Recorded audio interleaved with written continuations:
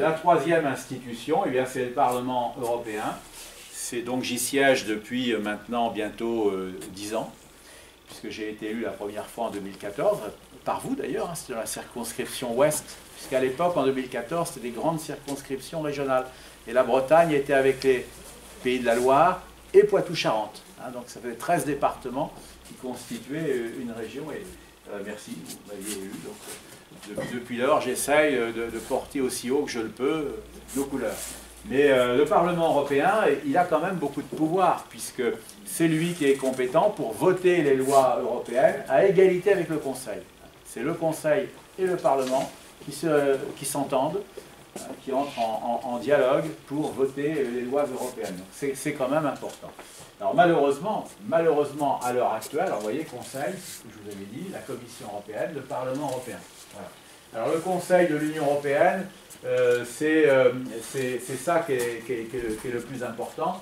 L'autre Conseil à côté est au-dessous du Conseil de l'Union, puisque lui, il comprend des ministres. Donc vous avez un Conseil qui rassemble par exemple les ministres de l'Intérieur, vous en avez un autre qui rassemble les ministres de la Justice, mais celui qui compte, c'est celui du milieu, celui que je vous ai présenté, le Grand Conseil, c'est évidemment celui-là.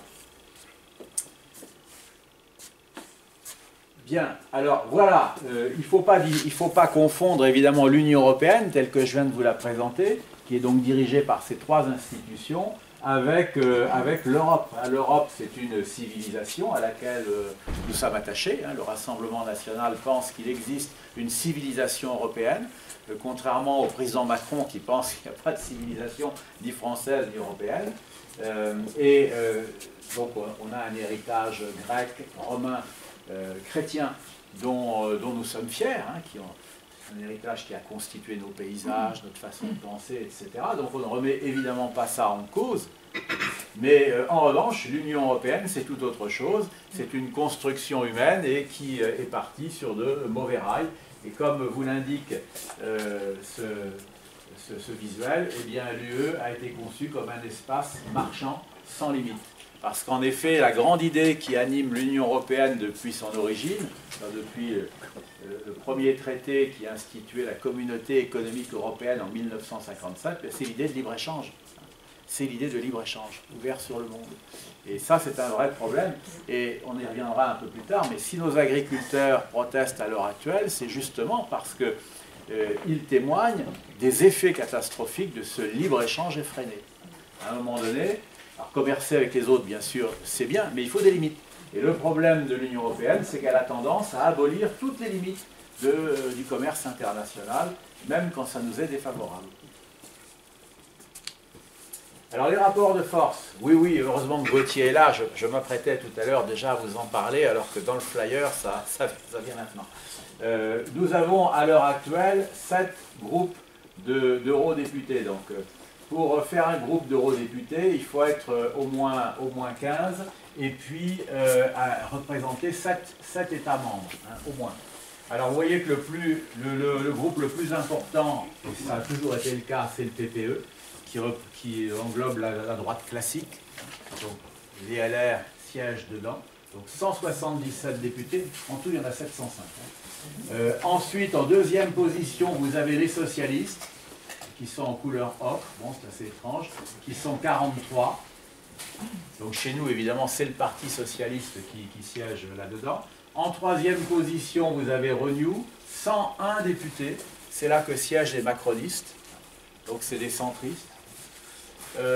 En quatrième position, vous avez les Verts, 72 députés, donc les écolos, bien sûr. Ils sont simplement quatrième, mais très influents. Très influents, parce qu'il y a tout un tas de lobbies environnementalistes qui les aident, en fait. Et donc, du coup, ils ont une influence, ne vous y trompez pas, qui va au-delà de la quatrième place. Ensuite, en cinquième position, il y a ECR, qui sont 65. Donc, ce sont les réformistes et conservateurs. Ce sont nos alliés sur les sujets importants, notamment l'immigration. On fait des conférences de presse ensemble. Et on vote ensemble, et on se rencontre pour justement nous accorder, on s'aide mutuellement. Donc ce sont des alliés très fidèles. Vous trouvez dans ECR, pour vous donner 2 exemples, les Polonais du PiS, qui étaient au pouvoir jusqu'à il y a peu, qui sont assez nombreux. Alors, on s'entend bien avec eux. Et puis nos grands amis espagnols de Vox. Vox siège aussi chez ECR, mais alors avec eux, on a vraiment des liens privilégiés, puisque même quand on fait des événements qui en principe sont purement idées à notre groupe, eh bien souvent on invite Vox qui vient quand même. Bon, donc, vous voyez, on a les meilleures relations du monde. En 6e position, il y a ID, donc ID c'est nous sommes 61, donc ça veut dire identité et démocratie.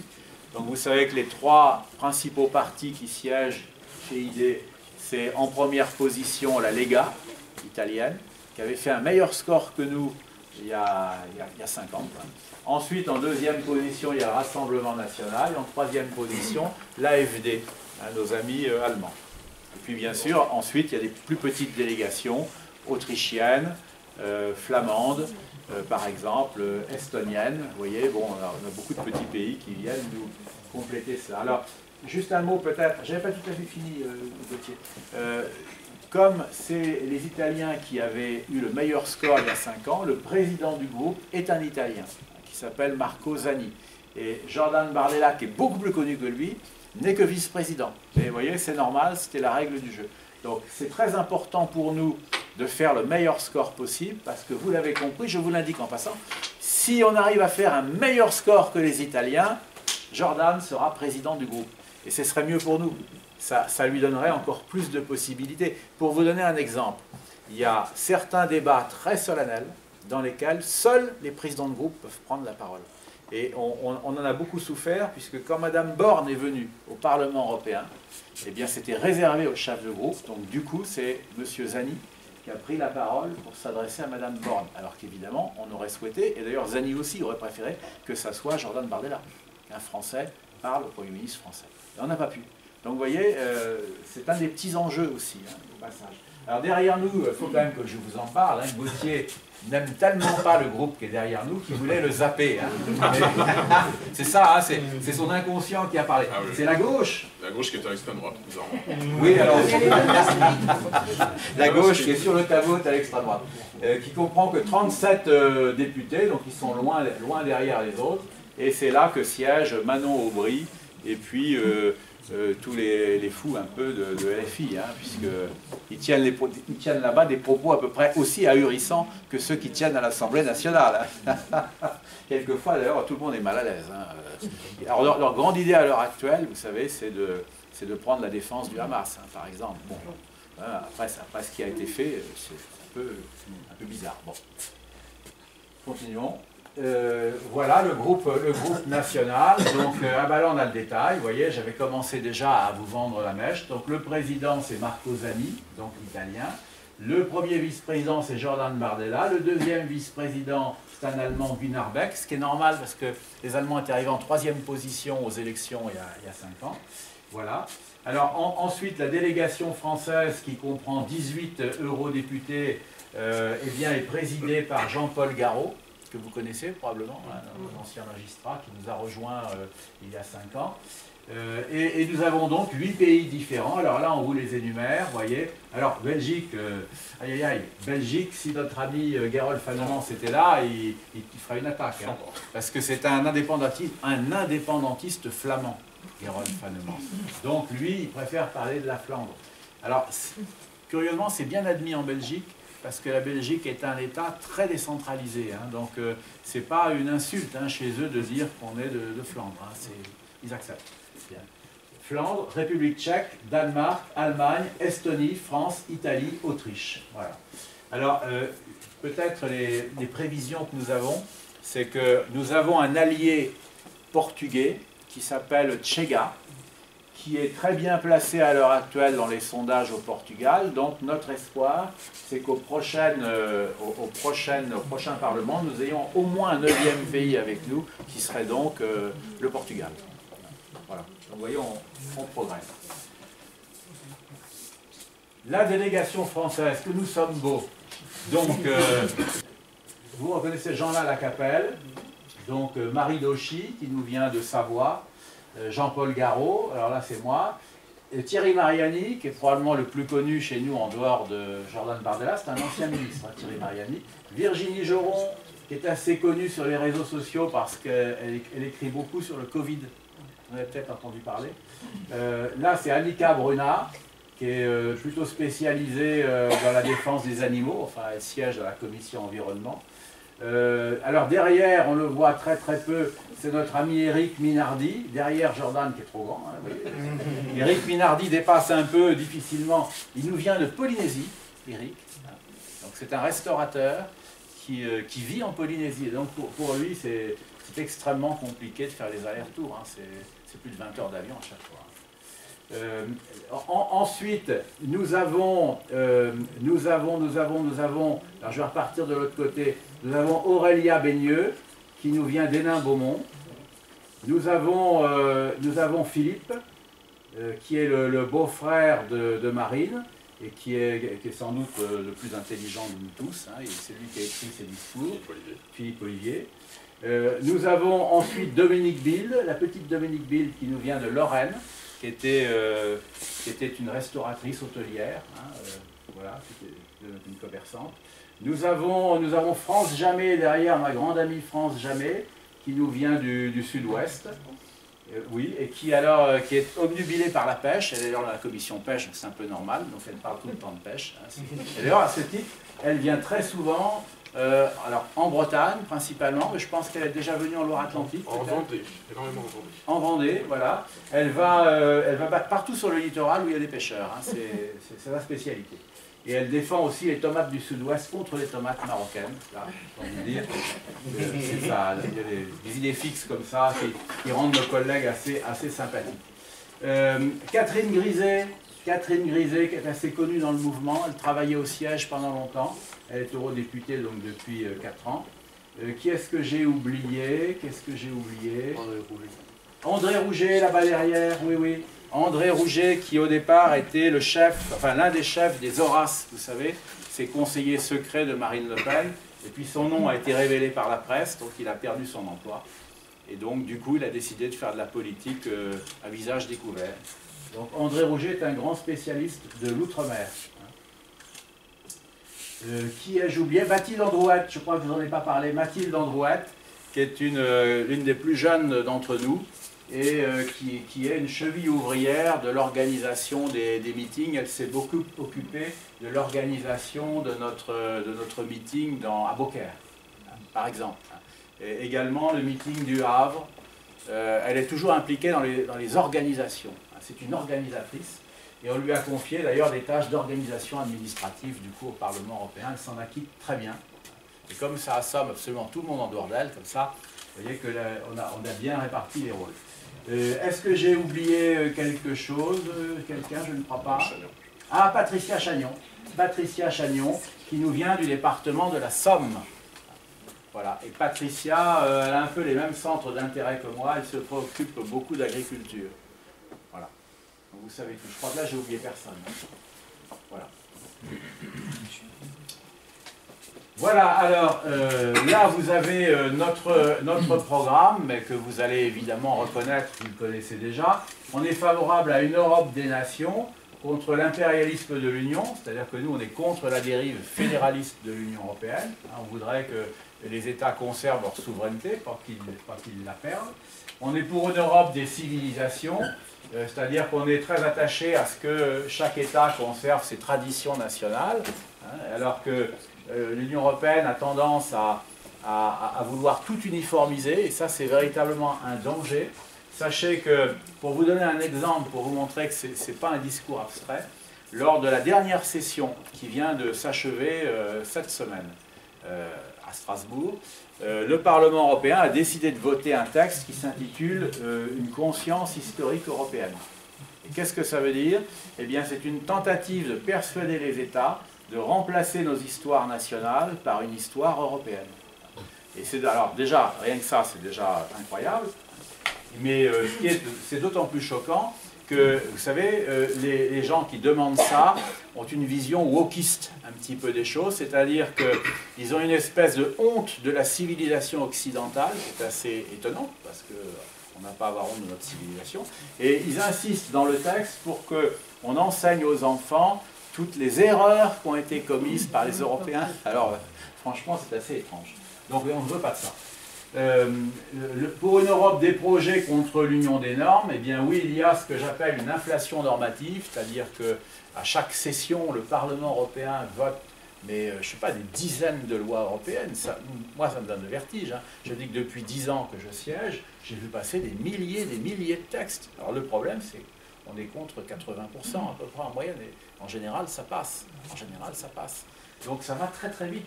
Et nous, on préférait que l'Europe se recentre sur des grands projets qui seraient communs, sur quelques sujets seulement où c'est notre intérêt que d'avoir des alliés. Et il ne faut surtout pas que l'Europe se mêle de tout, et par exemple, pas de santé. La santé, d'après les traités, c'est une compétence nationale, et l'Europe essaye, depuis la crise du Covid, de s'accaparer la compétence santé. Attention à nos hôpitaux. Ils se portent déjà pas bien, mais si l'Union arrivait à s'accaparer le domaine de la santé, les hôpitaux publics seraient en très grand danger, parce que notre réseau d'hôpitaux publics, ça ne correspond pas à la vision ultralibérale du tout marché de l'Union européenne. Hein. Donc attention. Pour l'identité des nations, bon, comme je vous l'ai dit, chacun doit garder son identité, et puis surtout, évidemment, contre le pacte des migrations. Alors ça, c'est de la dynamite, le pacte des migrations. Est-ce que le visuel en reparle après? Oui, bon, alors, on va garder pour la suite mon commentaire du pacte des migrations, et si jamais il n'y a pas de visuel, j'en parlerai quand même. Pour la défense du localisme contre l'écologie punitive, eh bien, nous sommes favorables, évidemment, à la protection de l'environnement. Mais pour nous, la protection de l'environnement, ça passe par des mesures de bon sens.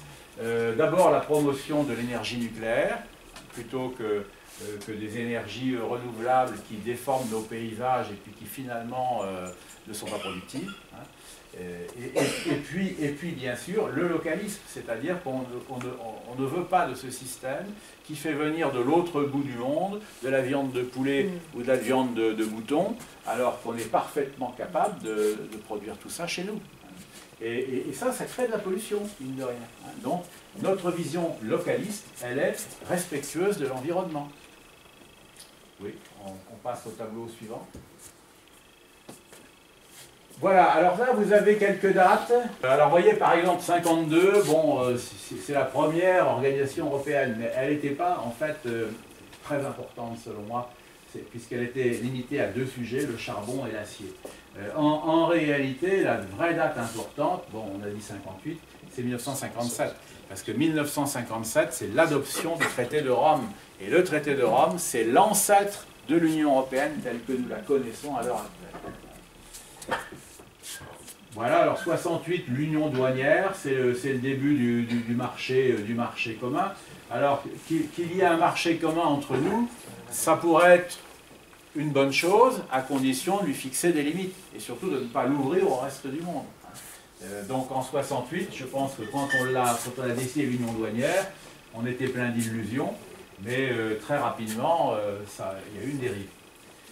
Alors le traité de Schengen en 1995, entrée en vigueur du traité de Schengen sur la libre circulation à l'intérieur de l'Union européenne, eh bien là c'est pareil, si vous voulez. La libre circulation des ressortissants européens, à la limite, pourquoi pas. Mais le problème, c'est que ça a entraîné aussi la libre circulation des étrangers. Et ça, évidemment, cet aspect-là, on n'en veut pas. Donc c'est toute la difficulté. Lors de sa campagne présidentielle de 2022, Marine Le Pen avait expliqué qu'elle était prête à garder Schengen pour les ressortissants européens, qui nous permet d'aller librement en Italie, aux Italiens de venir librement en France, etc. Ça, c'est quand même intéressant.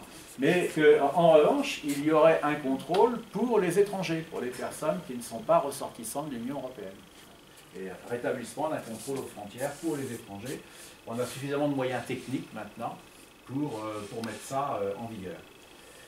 Alors 2002, eh bien l'euro. Hein, alors là, évidemment, l'euro, eh bien, vaste sujet.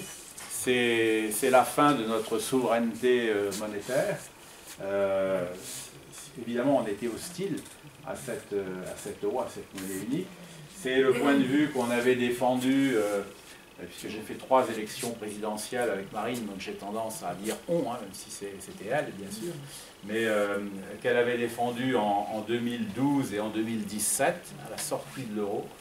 On a décidé de différer cela, donc dans l'immédiat, si Marine est élue, il n'y aura pas de sortie de l'euro, hein, on garde le système. Pourquoi? Parce qu'il y a d'autres problèmes qui nous paraissent tellement plus graves encore que je pense qu'il est important de se fixer pour objectif de résoudre déjà les problèmes les plus urgents, comme réformer le marché de l'énergie. Ça c'est très urgent parce qu'on est en train de sombrer dans la misère à cause de ce marché européen de l'énergie.